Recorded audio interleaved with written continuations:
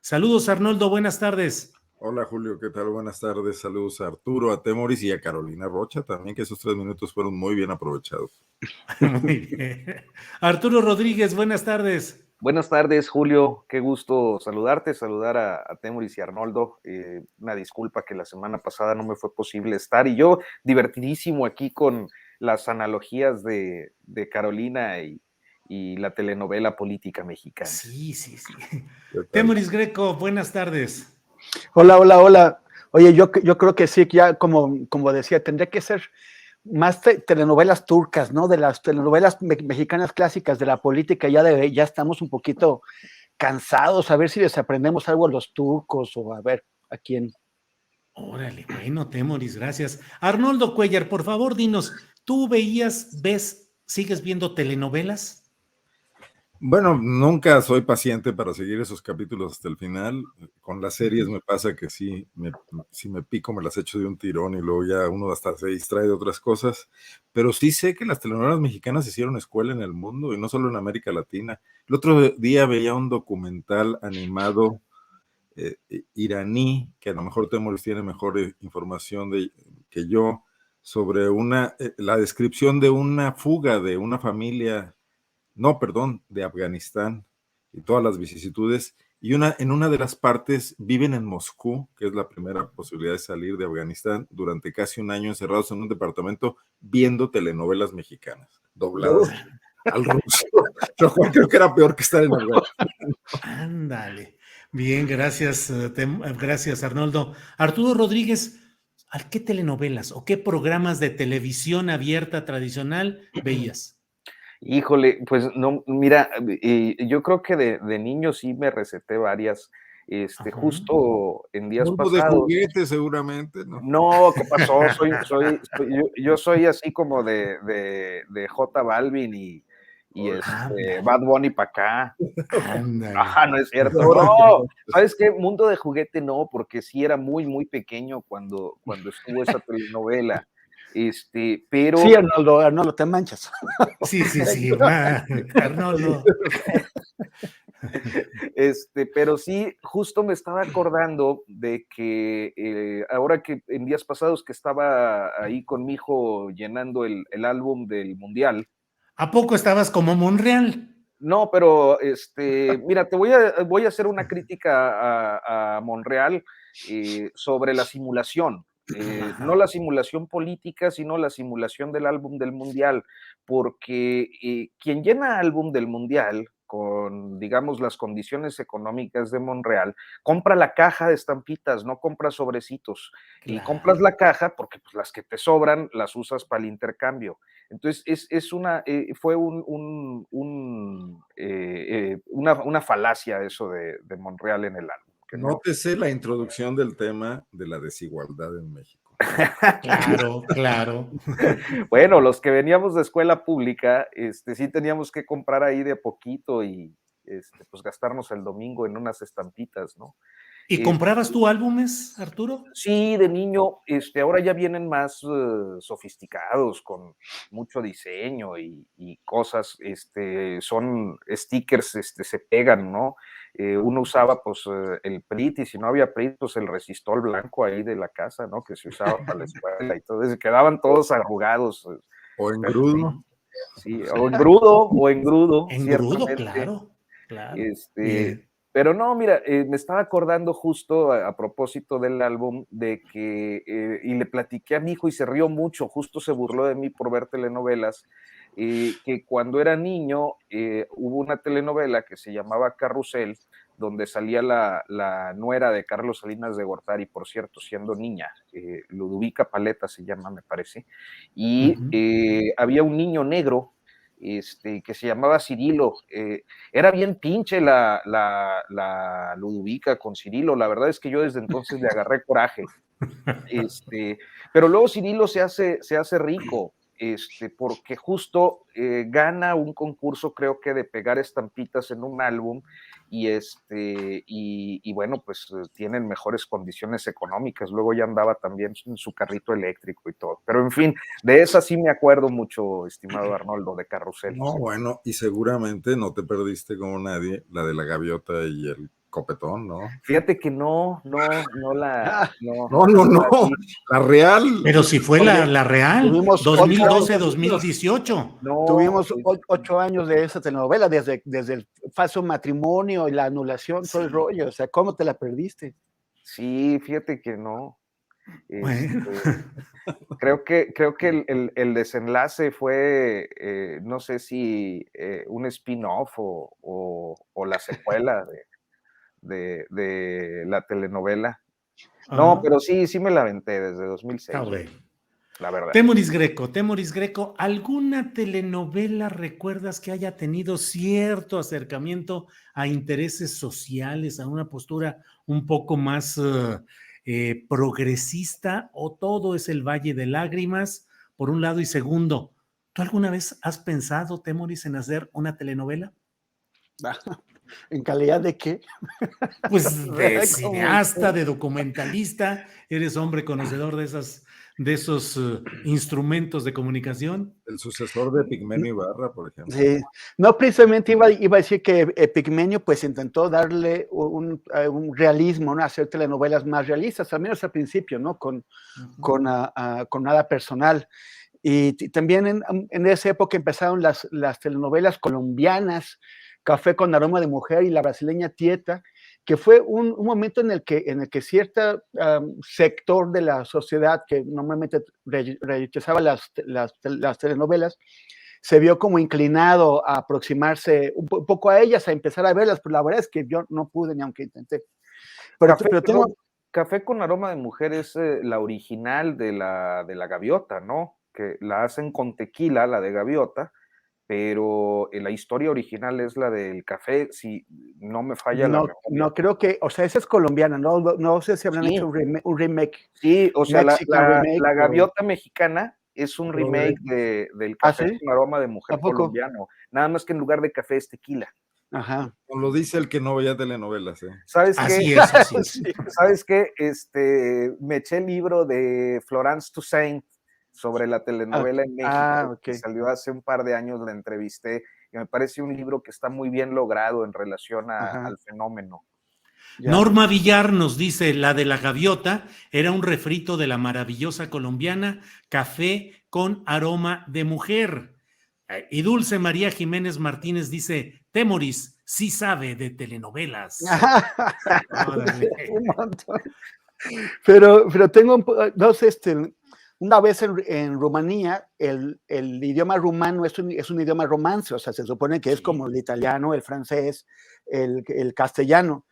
Pero yo me desesperaba porque de plano no les entendía nada, pero nada, y ellos me entendían todos los rumanos, ¿no?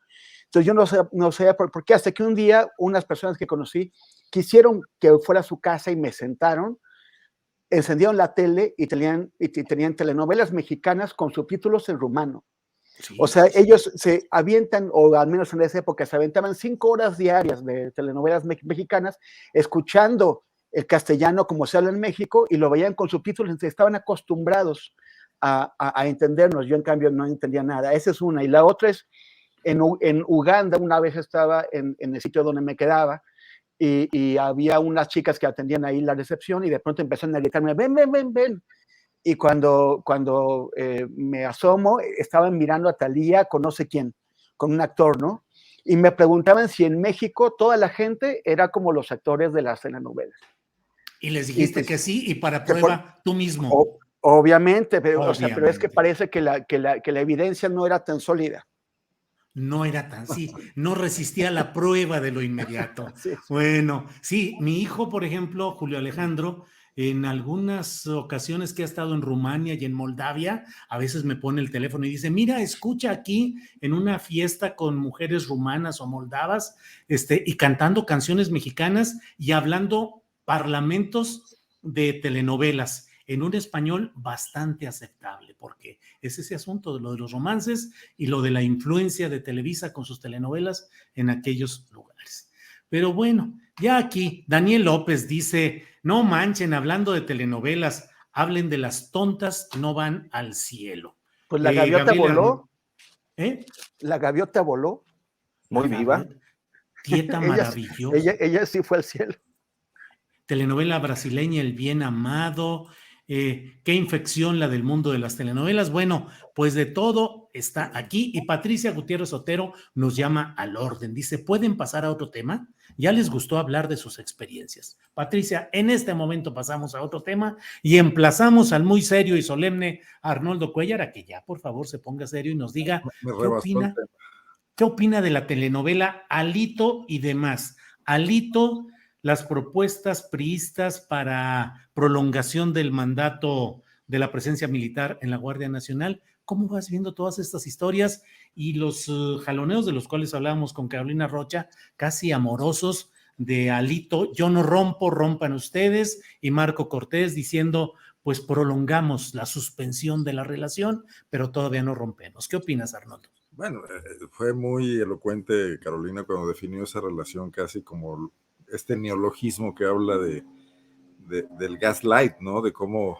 el marido que comete conductas reprochables las niega todas y sencillamente dice, tú estás loca, no pasó nada aquí, estamos como siempre, etcétera, ¿no? Uh-huh. Que creo que imagino que Alito tiene experiencia en ese tipo de comportamientos. Pero alguien me dijo el otro día, bueno, y es una gente que le entiende bien al tema político, me dijo, bueno, pues el presidente López Obrador fue básico pero eficiente.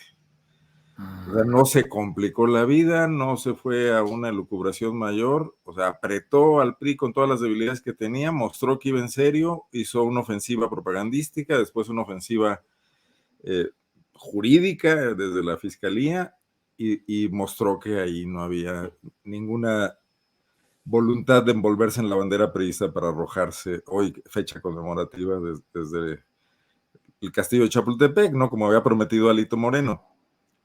Pero bueno, al final del día, de todas formas, hoy escuchaba el planteamiento de la diputada priista que presentó la propuesta para ampliar. Creo que aquí contigo, Julio, ¿no? Lo estabas transmitiendo. Estaba viendo demasiadas cosas al mismo tiempo. La argumentación para ampliar hasta el 29 la supervisión militar, la presencia militar en las calles, y me parecía interesante que ella planteaba una cercana fiscalización de la tarea del ejército. Bueno, los políticos ofrecen muchas cosas, pero me parece que podría ir por ahí un camino, y que en ese sentido, independientemente del folclore de Alito, de su permanencia bastante endeble al frente del PRI, porque además, bueno, pues ha ofendido a mucha gente, representa intereses muy de corto plazo, y no tiene ninguna idea de dónde quiere llevar esa fuerza política, ni parece que haya ahí mayor solidez al respecto, pero podrían estar salvando el escollo, porque ¿qué vamos a hacer con esa enorme fuerza militar que tiene un país como México? O sea, son más de 300,000, 350,000 militares, contando a la Guardia Nacional, a la Marina, al Ejército. Los queremos metidos en los cuarteles, ¿para qué? O sea, presupuesto ya tienen muchísimo. O sea, el país tiene que también debatir la modernización de sus Fuerzas Armadas de diversas maneras. Y si una de ellas es que se profesionalicen como policías y que abandonen o por lo menos el segmento de la Guardia Nacional, la visión castrense estricta para adoptar otro tipo de conductas, que me imagino que hay protocolos específicos, capacitaciones específicas, y donde el poder civil pudiese estar supervisando, me parecería una salida importante a este debate primario entre sí o no, militares de la Guardia, militares en la vía pública o militares en los cuarteles, cuando en realidad sí necesitamos hacer algo diferente y extraordinario a lo que se ha venido haciendo para combatir la inseguridad en el país. No se trata de la misma fuerza que sacó Felipe Calderón de los cuarteles, porque creo que también ellos han aprendido en el camino, creo que también han cometido graves errores y han sufrido las consecuencias de ello. Creo que en este momento, más que nunca, creo que el ejército puede estar dispuesto también a abrirse un poco. Ahí me parece que habría que apretar más la sociedad civil, y que ahí tendríamos que estar muchos que por años hemos pugnado porque el ejército no violente derechos humanos, pero que tampoco vemos que sea un ejército golpista. Hasta este momento de ninguna manera se ve eso, para que se abran y se modernicen y la sociedad pueda tener más información de lo que pasa allá adentro. Está el proceso de Ayotzinapa, que debería resolverse en ese sentido.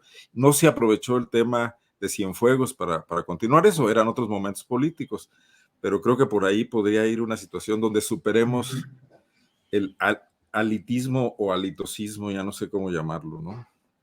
Gracias, Arnoldo. Arturo Rodríguez, ¿qué opinas de toda esta telenovela? Alito, Marco Cortés, Alianza va por Coalición, va por México, y sobre todo, pues el desenlace en la aprobación de un lapso más amplio para la estancia del poder militar en la Guardia Nacional. Arturo, por favor. Híjole, pues tengo algunas consideraciones que posiblemente no sean muy populares, pero las voy a hacer. Mira, En esas andamos, Arturo. he Adelante. visto, Julio, y te he leído. Mira, yo creo que en principio lo de la coalición Va por México venía ya con algunos dardos envenenados desde hace algún tiempo, y me parece que el fundamental fue, perdón, traigo un mosco aquí, rondándome. El fundamental fue el evento de Toluca en el que pues se destapó a Enrique Vargas hace unas semanas, que motivó pues una inconformidad importante en las filas del PRI, porque pues básicamente les quisieron madrugar la designación de candidato o candidata, que complica mucho las cosas. Si el PAN está obstinado en lanzar a Vargas en el Estado de México, entre otras razones, pues primero porque las élites mexiquenses todavía no se ponen de acuerdo, pero estarían quizás con la mira puesta en colocar a Alejandra del Moral, y del CEN del PRI con el propósito de garantizar que en el Estado de México vaya mujer para que en el Estado de Coahuila vaya hombre. Entonces, meter a Vargas es un factor que disturbia los procesos de arreglo interno entre los grupos políticos priistas en relación pues al estado más electoralmente más importante de este país por la cantidad de votantes como lo es el Estado de México. Arturo, Sí. perdón, en Coahuila, porque el PRI pretende impulsar a su secretario de Desarrollo Social o algo así, Sí, Manolo Jiménez, sí, y no tiene una mujer que sea una carta viable ahí en Coahuila, me parece. sí, en realidad, bueno, pareciera que el priismo coahuilense está enfocado al respaldo de Manolo Jiménez. Hay algunas mujeres metidas en política, pero bueno, creo que las definiciones de los grupos priistas importantes en el estado están muy claras en el sentido y del propio gobernador Riquelme, en el sentido de que sea Manolo Jiménez, como efectivamente apuntas, ¿no? Pero además, quienes han levantado la mano, como el diputado federal Jericó Abramo o el alcalde de Torreón, Román Alberto Cepeda, Cepeda. no están, es decir, serían los que podrían considerarse punteros, o sea, aún si no fuera Manolo Jiménez, quienes tienen la mano alzada son hombres, y sí, bueno, pues está el caso de la senadora Verónica Martínez, ¿no? Priista, que por cierto, priista que se declaró como todo el bloque priista en el Senado en contra de la iniciativa propuesta por su paisano Rubén Moreira, o respaldada por su paisano, perdón, ya le atribuí, me pueden acusar de violencia política de género, Sí, le atribuí la iniciativa al coordinador parlamentario priista, pero bueno. Entonces creo que allá de ahí venía la coalición un poco herida, esto debe tener más o menos un mes, y se da esta situación en la que yo encuentro dos factores, lo mencionábamos en proceso en la edición reciente, en trabajo, la compañera Nelly y un servidor, pues cómo hay dos aparentemente cabilderos o puentes entre el gobierno federal y la bancada priista. Por un lado, la relación ciertamente cercana del secretario de Defensa con Rubén Moreira, que hay que recordar que el secretario pues estaba en Coahuila cuando Rubén Moreira era gobernador, y efectivamente las estrategias de seguridad que implementaron, pues las hicieron de manera conjunta. Y por el otro lado, la relación que sabemos ha sido estrecha entre el secretario de Gobernación, Adán Augusto López, y Alejandro Moreno Cárdenas, y lo sabemos especialmente por aquella llamada con Manuel Velasco, donde dice nuestro hermano Adán, ¿no? Pretende. Entonces, se da este cabildeo y esta construcción que es distinto a lo que se aprobó el fin de semana antepasado, ¿no? Esto se trata de ampliar el periodo de las Fuerzas Armadas en las calles hasta 2028. Y mira, yo ahí tengo, digamos que una consideración de tipo ideológico, en el sentido de que, pues ciertamente por la historia y por las experiencias, especialmente latinoamericanas, el hecho de darle tanto poder y tanta preeminencia a los militares es algo que acaba mal y que difícilmente una izquierda contemporánea, moderna y progresista impulsaría. Y por el otro lado, una realidad que tiene que ver con el hecho de que desde 2006 los militares están en las calles y permanecieron así durante 13 años sin un marco jurídico que legitimara su participación o su intervención en tareas de seguridad pública. Creo que el cambio no es necesariamente de orden operativo, o no lo ha sido. O sea, creo que más o menos siguen haciendo lo que siempre han hecho los militares desde 2006, desde finales de 2006, en tareas de seguridad, sea con uniforme de Guardia Nacional o sea con uniforme verde. Y que la diferencia con este gobierno tiene que ver con el marco jurídico, ¿no? O sea, que se les está adecuando un marco jurídico para que sigan en esta intervención. Creo que en ese sentido, el tema, en todo caso, tendría que ser más explícito o más específico en un proceso como este, para poder limitar aquello que pudiera propiciar violaciones graves de derechos humanos, pero que a final de cuentas tampoco es tan posible, tan fácil replegar a los militares en este momento. Entonces yo creo que la ruta es más o menos esa, pero en un ánimo tan caldeado por la temática electoral, pues las cosas no se entrampan en discusiones que por momentos considero estériles. Arturo, muchas gracias. Temoris Greco, el secretario de la Defensa Nacional, el general Luis Crescencio Sandoval, pronunció hoy un discurso en el marco de la conmemoración de la gesta de los niños héroes y dijo: quienes integramos las instituciones tenemos el compromiso de velar por la unión nacional y debemos discernir de aquellos que, con comentarios tendenciosos generados por sus intereses y ambiciones personales antes que los intereses nacionales, pretenden apartar a las Fuerzas Armadas de la confianza y respeto que deposita la ciudadanía en las mujeres y hombres que tienen la delicada tarea de servir a su país. Me llamó la atención ese párrafo. Temoris, ¿qué opinas de él?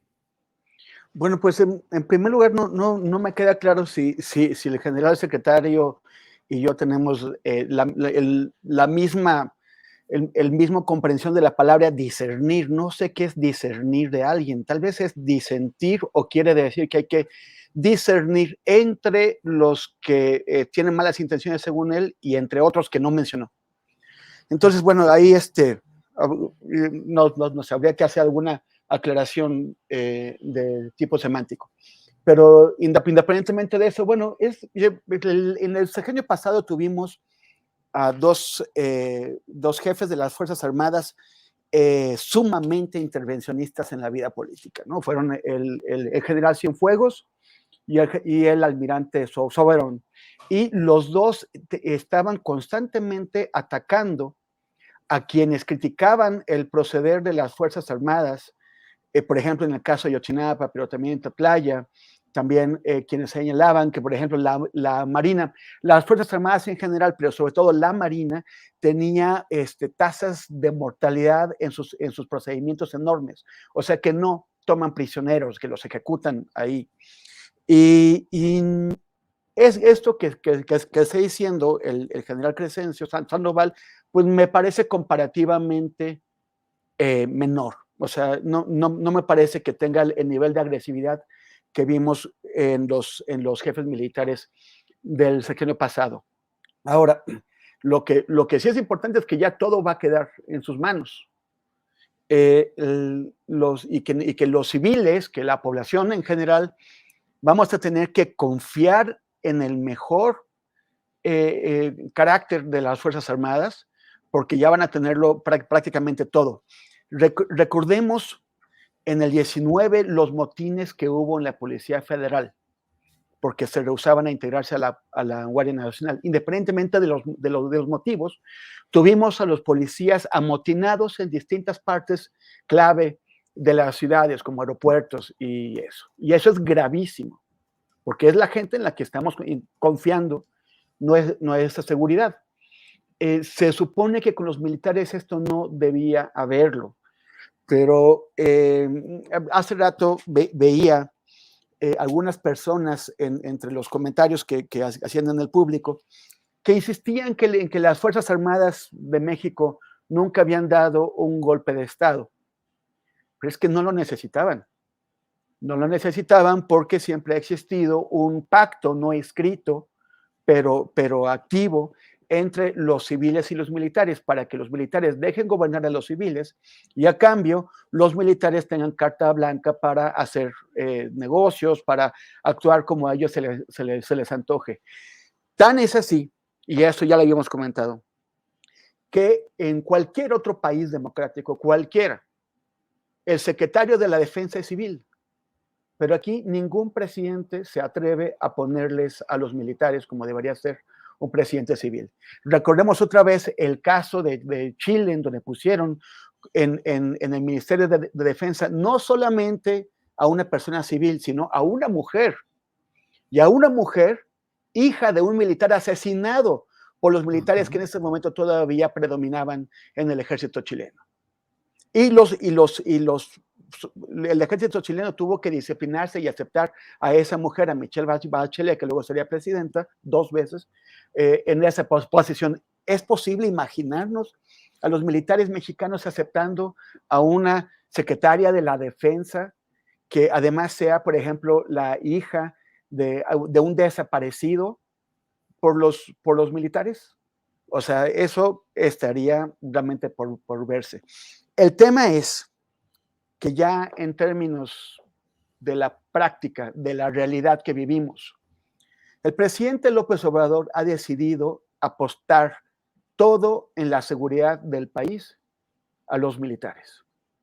Yo veo muy difícil que pase la iniciativa presentada por el PRI en la Cámara de Diputados, porque en la Cámara de Senadores pues les hacen falta 13 votos que tiene Miguel Ángel Osorio Chong, que ya dijo que va a votar en contra, y además ni siquiera está garantizado que los 14 diputados del senador Monreal también voten a favor. O sea, está muy difícil que esa iniciativa llegue, pero ya pasó la de la Guardia Nacional, y es que queda ya el general que esté al frente de Sedena tiene control de la seguridad nacional y de la seguridad pública. Vale, ya está esa apuesta, ya no nos queda de otra. Podemos criticarla, podemos señalarla, pero eso no va a cambiar en los próximos años, ni aunque cambie el presidente. Entonces, tenemos que apostarle todo, ya no nos queda de otra. Mi querido Arnoldo acaba de mostrar sus buenos deseos y su confianza. Yo quisiera compartir su optimismo, pero aunque esos militares no hayan dado golpes de Estado, son los militares que han sido cómplices, por ejemplo, en muchos lados más, pero en el estado de Guerrero, de todos los grupos criminales. Son los militares que controlan. Ningún poder hay que se acerque al poder que tienen los militares en el estado de Guerrero. Ellos saben todo lo que se mueve ahí, saben quién entra, quién sabe quién mueve qué y cómo lo mueve. Y sacan provecho de eso en forma de negocios. Por eso el coronel Rodríguez Pérez, hoy general, estaba directamente poniéndose de acuerdo con jefes criminales sobre qué hacer con los estudiantes de Ayotzinapa, y según parece, él mismo dispuso de las vidas de 6 de ellos y de los restos de algunos de ellos. Este coronel, hoy general, tiene, como el general Hernández Saavedra, tiene órdenes de aprehensión. ¿Los van a entregar la Sedena? ¿Por qué todavía no se ha dicho nada de eso? O sea, ¿por qué no se ha dicho de qué es lo que está pasando con la ejecución de esas órdenes de aprehensión? Pero también son los militares de Tlatlaya, son los militares de todo tipo de abusos. Y eso no cambió en unos poquitos años, no cambió de 2014 o 2017 o de 2018 para acá. Como por qué habría cambiado. Y lo pudimos ver y quedó bastante bien demostrado en el show que hicieron para sacar a Salvador Cienfuegos de una cárcel gringa. Porque eso mostró que el grupo del general Cienfuegos es capaz de imponerle no solamente prioridades a la Sedena, sino una prioridad de política exterior al gobierno de México. Claro. Tenemos que apostarles todo porque ya nos embarcaron en esa nave y si se hunde nos hundimos todos. Pero hay que tener mucho cuidado en ello porque realmente es muy peligroso y hay que exigir rendición de cuentas ante tribunales civiles para cualquier abuso que puedan cometer los militares. Gracias, Temoris. Fíjate, Arnoldo Cuellar precisamente habla, Temoris, de esa aritmética senatorial, si le podrá permitir avanzar a la propuesta priista de extender pues la asignación, el predominio, el mando militar en la Guardia Nacional hasta 2029. Y en el Universal, en una nota firmada por Víctor Gamboa y Luis Carlos Rodríguez, dicen lo siguiente: de manera imprevista, el secretario de Gobernación, Adán Augusto López Hernández, acudió al Senado para reunirse con Ricardo Monreal. Al salir del encuentro a puerta cerrada, que tuvo una duración de media hora, el senador informó que la visita fue de cortesía y para revisar la agenda legislativa que más le interesa al Ejecutivo, principalmente los temas que tienen que ver con la Guardia Nacional. Pues la aplicación de toda la habilidad y toda la fuerza política para sacar adelante esta extensión hasta 2029 del mando militar en la Guardia Nacional. Pareciera que sobre eso van, Arnoldo. Sí, y no se está discutiendo lo esencial. Digo, a ver, coincido con la observación de fondo de Temoris, pero quisiera explicarme un poco más. O sea, al final del día no podemos confiar, si no podemos confiar en ese ejército al que se refiere Temoris, que además se maneja también como una corporación con sus compartimientos estancos, donde un general no se mete con el otro, pertenecen a grupos, etcétera, y no tienen ninguna supervisión desde fuera y solos se arreglan entre ellos, castigan a los disidentes, etcétera. Y quizás la operación de encubrimiento que hizo el PRI de Peña Nieto, donde estaban, bueno, pues Osorio Chong, que hoy quiere ser opositor a esta medida, y desde luego el Grupo Hidalgo con el procurador Murillo Karam. A lo mejor toda esa operación fue para encubrir a esos generales y esa operación del ejército. Pero lo que pasa es que durante un siglo ese ejército ha estado ahí oculto, sin ningún tipo de interlocución con la sociedad, cerrado, protegido por los políticos, en ese pacto. Y yo creo que de lo que se trata es de acabar con eso. Y también es algo que no ocurrirá de un momento a otro. Pero ¿por qué la oposición, por ejemplo, lo que queda de oposición o las gentes sensatas que están en las cámaras, que no están metidos en la dinámica de hacerle caso a Claudio X González, nada más porque sí, porque es una tabla de salvación, no están planteando sentarse con López Obrador, con Adán Augusto, con quien sea, y decirle, apoyamos siempre y cuando pasen estas otras cosas?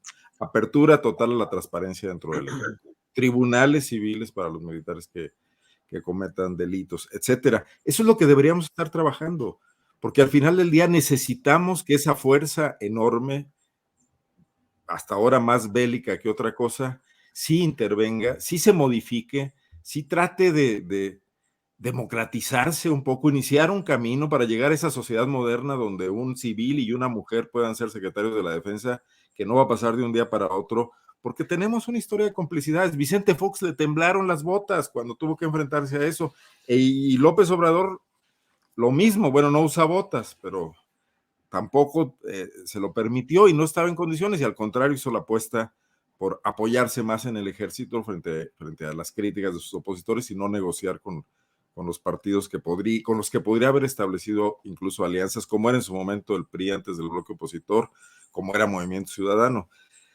Pero en algún momento tendrá que pasar, porque no podemos seguir con bandas armadas en las calles, un ejército al que constantemente estigmatizamos y no le damos ningún tipo de crédito, cuando también quizás de esos 350,000 hombres, los que han cometido excesos son un porcentaje pequeño, y quizás haya altos mandos a los que llevar ante tribunales, y es por lo que habría que estar pugnando en este momento, pero tendría que ser una discusión nacional.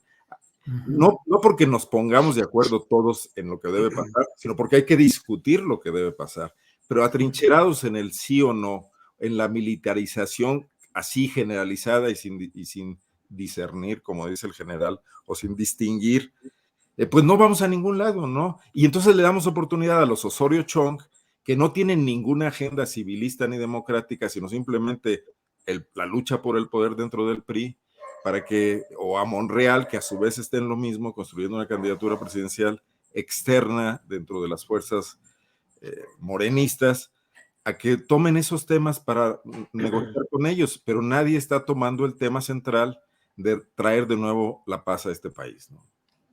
Gracias, Arnoldo.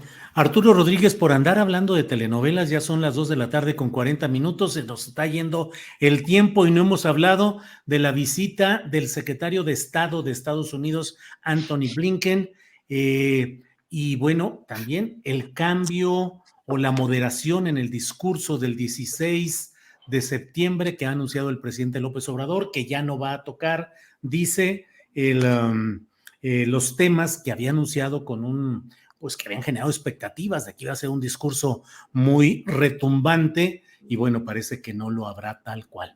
¿Qué opinión tienes de la visita de Blinken y pues el cambio de postura del propio presidente López Obrador, Arturo? Bueno, yo creo que el tema de esta visita es parte de un proceso regular de relaciones diplomáticas, ¿no? Perdón. Salud, Arturo Rodríguez, salud. Ahorita vamos a hacer una telenovela que se llame La salud que yo robé o alguna cosa así por el estilo. Discúlpenme, pero y me da mucha pena, nunca había estornudado. Primero el mosquito, Arturo. Hoy el medio ambiente conspira en mi contra, ¿no? Sí. Algo he desequilibrado. Me Sí, estaré volviendo oficialista, yo qué sé. Ándale, esa sí estaría buena. La naturaleza me lo reclama. Así Oye, es. no, mira, yo creo que, bueno, pues forma parte de estos ciclos de relación diplomática convencional. Está el contexto de la reunión de alto nivel, que sobre todo se enfoca al tema económico, está como, digamos, jefa de la comitiva, pues, que recibe esta reunión de alto nivel, Tatiana Cloutier, la secretaria de Economía, está su contraparte estadounidense, y naturalmente pues, hay temas de agenda binacional que se tienen que ir suavizando en aras de pues, la relación de interdependencia que existe entre las dos naciones, nuestro mayor socio comercial. Entonces, me parece que en ese sentido, pues, es sano que se alcancen ciertos esquemas, digamos, de atemperamiento y de evitar que se escalen las diferencias, los diferendos entre dos naciones, aun cuando por la propia naturaleza de este tipo de relaciones, pues no existe la facilidad para saber qué es lo que auténticamente se negocia, y luego se queda uno nomás ahí con pues algunas versiones y tratando de interpretar, pero pues yo lo inscribiría en este sentido, en el de una relación diplomática convencional que trata de atemperar los ánimos en contextos en los que estos se han visto, pues a veces, digamos, con cierto sonrojo ante diferentes expresiones y acciones. Bien, Arturo, gracias. Temoris Greco, sobre este tema de la visita del secretario de Estado y el discurso que se esperaba fuerte del presidente López Obrador el 16 de septiembre. ¿Cuál es tu opinión, Temoris? Pues he estado leyendo muchos comentarios, sobre todo de la oposición y de columnistas, que parece que son como nuevos, ¿no? O sea, como que tratan de extraer conclusiones muy determinantes a partir de eventos aislados, lo cual no se debe hacer en ciencias sociales y el periodismo se inscriba dentro de las ciencias sociales. Como que de pronto ya dicen que vino Blinken, le dio un manotazo a Andrés Manuel y que Andrés Manuel ya se va a comportar. Y como si no supieran, o sea, como si no estuvieran leyendo. O sea, a ver, es muy difícil extraer conclusiones cuando realmente no sabes qué es lo que se discutió y qué se acordó, qué se negoció, qué se cedió, qué se entregó. Eso no lo sabemos, no lo han dicho los estadounidenses, no lo ha dicho el gobierno mexicano. Son cosas que iremos pillando poquito a poquito a lo largo de los meses y quizás de los años. Pero también como si no conocieran a Andrés Manuel, que Andrés Manuel eleva la voz y la baja de acuerdo a su estrategia, lo ha hecho una y otra vez, que con la misma mano con la que abofetea a Carlos Loret de Mola, abraza a Javier Alatorre y le dice amigo, aunque Javier Alatorre haya acabado de golpear a su gobierno. O sea, sobre todo como si no supieran que Andrés Manuel utiliza como parte de su estrategia, tanto para propósitos de política interior como para negociar con Estados Unidos, sobre todo, utiliza esos argumentos, estos sobretonos nacionalistas. A Estados Unidos le dolió mucho más la agitación que hizo Andrés Manuel con respecto a la cumbre de las Américas en Los Ángeles en junio, que cualquier cosa que hubiera podido decir el 16 de septiembre.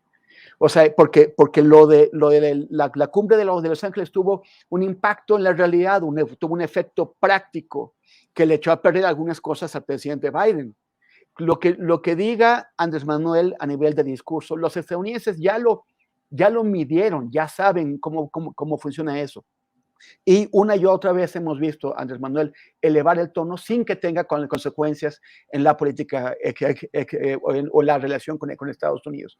Entonces, Estados Unidos no necesita mandar a Blinken a regañar al presidente, y el presidente tranquilamente, con sus antecedentes, o sea, me refiero, con el antecedente de ya haberle hablado duro a Estados Unidos y de haberle echado a perder la cumbre de Los Ángeles, Andrés Manuel tranquilamente le puede bajar el tono el 16 de septiembre, aunque el próximo año vuelva a elevar el tono. O sea, no ha pasado nada, solamente quieren, yo me pregunto, estos comentaristas y esos observadores políticos de oposición que aseguran que Andrés Manuel, que Blinken vino a regañar a Andrés Manuel, y lo aseguran solamente porque Andrés Manuel le va a bajar el tono. Si Andrés Manuel hubiera dicho que de todos modos va a tener un tono duro el 16, también lo hubieran criticado y hubieran llegado a otras conclusiones, que Andrés Manuel es un necio, que está poniendo en peligro la relación con Estados Unidos, lo que ya han dicho en el pasado. O sea, no les gusta de una, no les gusta la otra. Yo, así como dice Arturo, esto es lo normal. Y solamente una última señal. Si Andrés Manuel lo hubieran querido regañar y le hubieran dado un manazo, pues Andrés Manuel hubiera ido a Estados Unidos a que se lo dieran. Quien fue a visitar al presidente a Palacio Nacional fue el secretario de Estado de Estados Unidos y la secretaria de Economía. Ellos vinieron a ver al presidente. y no vinieron a regañarlo. Uno no va, un secretario de Estado no va a otro país a regañar a un presidente de otro país. Entonces, esto a mí me parece que no tiene ni pies ni cabeza, es la política tradicional. Andrés Manuel está haciendo las cosas como siempre, no hay más en esto. Gracias, Temoris Greco. Déjenme agradecer a alguien que nos ha enviado un apoyo económico para esta ocasión, realmente muy interesante y se lo agradecemos. A Saed Bonilla, que nos envía una contribución realmente notable. Gracias a Saed Bonilla. Seguimos aquí adelante con sus aportaciones. Mochilas, Arturo Rodríguez, la del Puebla, ¿no? Vamos poniéndole mochilas. Arnoldo Cuellar. Ha nombrado el presidente López Obrador, lo ha prefigurado pues como futuro embajador de México en Canadá a Carlos Joaquín González, que este 15, si no me equivoco, entrega el gobierno de Quintana Roo a la morenista Mara Lezama. ¿Qué opinas de un nuevo gobernador saliente de un proceso electoral nombrado para un cargo diplomático? Arnoldo Cuellar. Pues insisto en esa definición de básico pero eficiente, ¿no? Yo, mira, me hubiera preocupado que se fuera a las obras del Tren Maya o a Fonatur, ¿no? Porque sería incrementar el poder regional de un grupo importante en el sureste. Pero bueno, pues como embajador va a causar menos daño y ya logró López Obrador algo que quería además, ¿no? Ahora, por eso también me llama la atención que se pueda pensar que Osorio Chong va a encabezar una resistencia muy ardua en el Senado, porque también tiene muchos expedientes en la lumbre y si algo ha mostrado López Obrador es conocer muy bien a los priistas, ¿no? Está haciendo política, nos guste o no su estilo, nos guste o no la falta de complemento con una cuestión popular y democrática que haga avanzar los usos y costumbres de este país, pasos decisivos adelante. Está usando básicamente el repertorio, casi diría yo, pero bueno, no me quiero ir tan lejos, pero quizás Ruiz Cortinista, ya me fui muy lejos, ¿no? Uh-huh. Está manejando al PRI, a su oposición, incluso al PAN, como si estuvieran todos siendo sectores de su partido político, ¿no? Y con el añadido además de que no es es de forma abierta, es todo por encima de la mesa, ¿no? Entonces, ¿qué es preocupante de todo esto? Pues no hay un sucesor a la vista que pueda seguir manejando una política de ese tipo y Andrés Manuel va a dejar una agenda muy cargada en ese sentido y además va a dejar desmantelados a los partidos políticos. Ya estaban semidesmantelados, pero les está dando el tiro de gracia tanto cuando los golpea como cuando los hace entrar en varas negociando con ellos. Les está quitando toda credibilidad. Y bueno, no quisiera dejar de comentar este tema de la visita de Blinken. Decir que, bueno, brevemente nada más, ha aumentado la capacidad negociadora del país, nos guste o no nos guste. Y con su retórica y con estas amenazas, Ibargüengoitia hubiese sido feliz recreando ese episodio de llamar a una noche de degüello desde el balcón del Palacio Nacional con la campana de Dolores ahí, ¿no? que amenazó con eso y ha logrado sentar a dos funcionarios importantes del gobierno norteamericano. Pero además hay que recordar sencillamente que el gran ganón del tratado es Estados Unidos, que los mayores réditos del Tratado de Libre Comercio los tiene Estados Unidos y que ni de lejos están pensando en que puede ser una solución que eso cambie, ¿no? La integración de los tres países en un gran mercado y en fuerza de trabajo barata, además en el caso de México, les ha traído enormes beneficios, ¿no? Bien, gracias Arnoldo Cuellar. Debo dejar constancia, Temoris y Arturo, de que en el chat el héroe de este día es Arnoldo Cuellar, un tuitero. ¿Eh? No lo planeé así, ¿no? No lo planeaste. Dice una cuenta cuyo... Oye, ¿por qué todos los del chat son guanajuatenses? No es sí, todos de Guanajuato. Pero mira lo que dice una cuenta que se llama Tu servicio es nuestro compromiso, así se hace llamar, y dice, soy fan de Arnoldo Cuellar.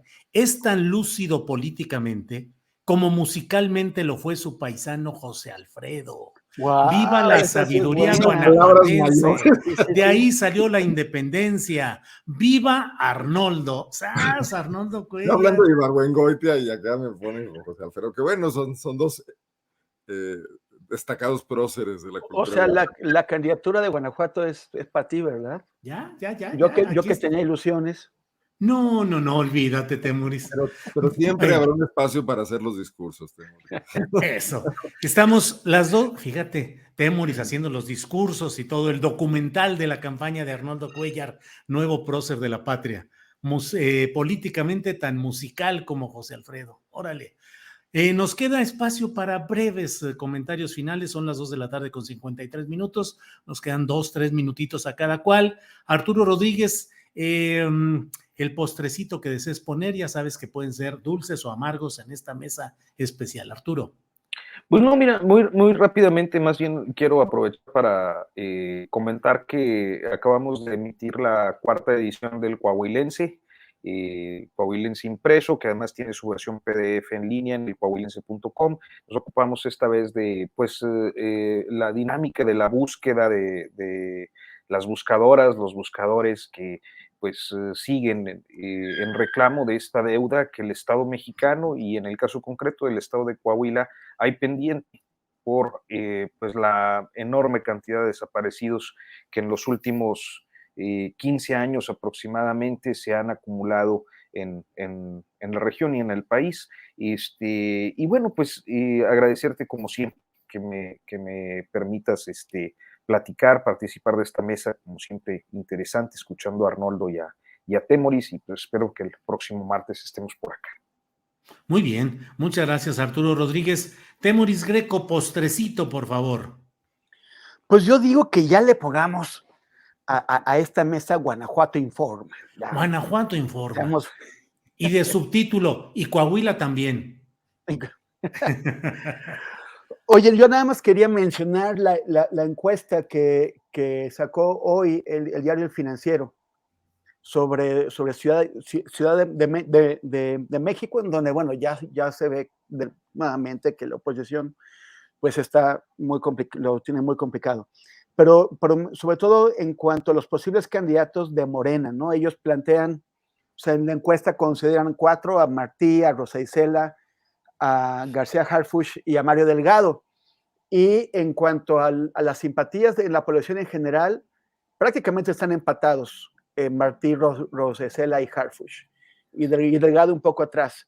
Entre los seguidores de Morena, sí, Martí está más adelante, pero Harfuch no anda nada perdido.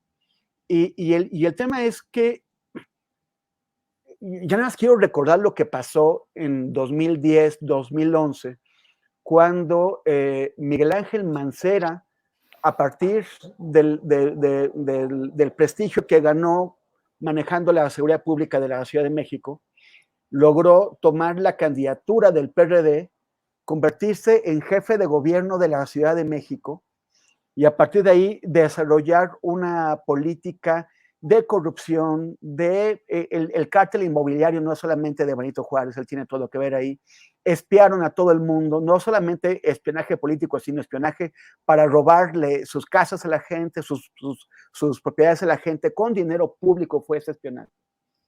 Y fue una política de derechas, además de que la Ciudad de México, donde ya se había convertido desde que llegó Cuauhtémoc Cárdenas en una ciudad en donde la gente podía manifestarse con bastante libertad, volvimos a tener a los policías pegándonos en las calles por todos lados.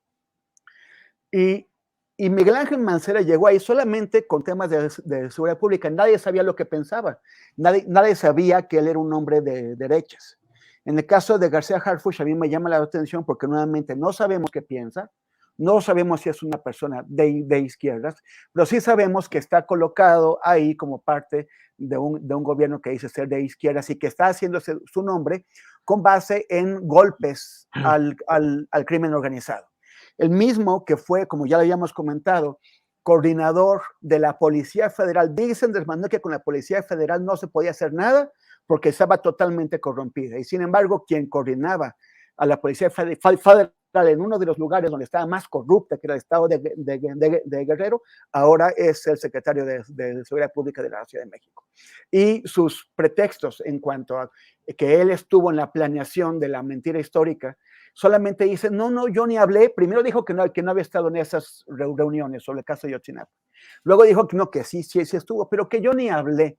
¿Y por qué no habló? O sea, si estuvo ahí, ¿por qué no dijo, no pueden falsificar una investigación? Es el tema más importante que hay en cuanto a crímenes de lesa humanidad cometidos en México en la historia reciente. ¿Por qué no ha aclarado de qué forma él contribuyó a impedir la falsificación, a exhibir aquellos mandos y policías bajo a su cargo que estuvieron involucrados no solamente en la noche de Iguala y en la desaparición de los 43, sino en toda la corrupción en el estado de Guerrero? García Harfuch no ha aclarado cuál es su papel en todo esto, en Ayotzinapa y en la corrupción de la Policía Federal, va a su cargo en el estado de Guerrero. Y sin saber nosotros qué piensa, podría acabar siendo el candidato de Morena a jefe de gobierno de la Ciudad de México. Aguas con eso. Bien, pues Temoris, gracias. Y bueno, miren, hay muchos comentarios hoy. Tomás Luna García dice, los 4 periodistas de esta mesa son excelentes y esta tarde estuvieron todos muy inspirados. Ojalá, don Julio, algún día ellos te pudieran infundir más esperanza y menos pesimismo. Bueno. Y otro por ahí dice, no lo encuentro ahorita, pero alguien señaló diciendo que lo bueno de esta mesa es que no se dejan llevar. Aquí está, miren. Lo que aplaudo de esta mesa es que no caen fácilmente en los comentarios absurdos del asti, dice Amanda Veje. Pues qué bueno que ayudan ustedes a moderar y a atemperar estos comentarios astillados. Arnoldo Cuellar, te toca cerrar esta mesa con el postrecito, que no necesariamente tiene por qué ser guanajuatense. Sí va a ser guanajuatense, pero tiene un ribete nacional y creo que necesito mencionarlo. Mira, en Guanajuato hay un proceso de expulsión a un político histórico del Partido Acción Nacional, Carlos Arce Macías, fue compañero de Fox en las gestas desde los 90, de Carlos Medina Plasencia, estuvo en el gobierno de Fox como director de mejora regulatoria, estuvo en Profeco, ha sido diputado local, diputado federal, es un personaje, pero tiene un particular punto de vista, habita en Guanajuato capital y es muy crítico de este alcalde folclórico Alejandro Navarro, que se retrata con Santa Fe Clan, que se viste con un chaleco que dice sheriff y sale a patrullar de noche las calles armado, que ha dicho muchas barbaridades que han sido memes nacionales, aquello de que traigan sus toppers a Guanajuato los turistas, o que los que traigan toppers no los va a dejar entrar, y que por ejemplo fue el autor de este Museo de las Momias tan polémico que finalmente el INAH desechó el proyecto porque no tenía nada que ver con un acto de dignidad para exhibir esos restos, sino con una comercialización. Bueno, pues Carlos Arce es muy crítico, escribe en el periódico AM cada domingo, regularmente hace críticas sobre el actuar del alcalde, es argumentado, nunca le falta el respeto, pero el PAN le inició un proceso porque le causó daño electoral al partido político.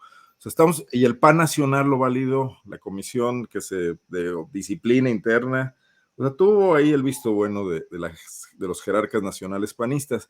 Y me llama mucho la atención que un partido que se queja de que Andrés Manuel lo estigmatiza, les llama conservadores, etcétera, que abusa de la libertad de expresión, aquí en su seno, en su bastión político que es Guanajuato, sancione la libertad de expresión de uno de sus militantes hasta llegar a la expulsión.